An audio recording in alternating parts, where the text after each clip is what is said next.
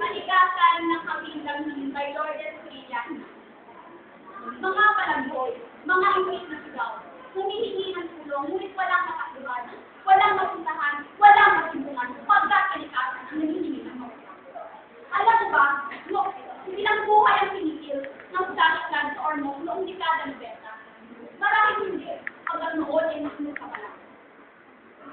Nakalimutan mo naman na halos pagkasama ang barangay ng Sobon nang bumubo ang bulok ng Sobon.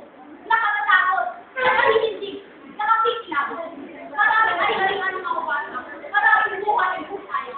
Ang bayan at pagkababayan sa kanila. Kwento ng aking lola, noong batang masira. Masarap ng hati ng hangin. Sariwa at masarap din.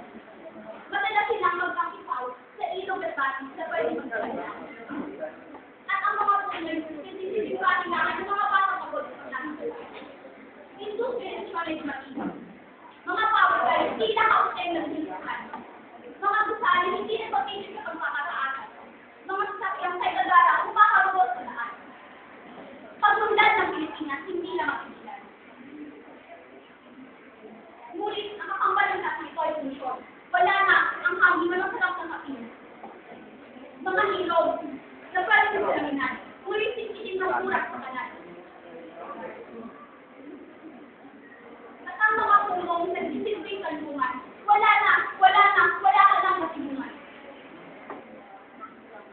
Flash flood, forest fire, landslide, yan ang tulong sa anti-rock. Global warming na darama natin. Ang ating nanggalos ni Uting, kaya itong sisay makanikal. Minsan sobrang tulog, minsan naman nakakalit.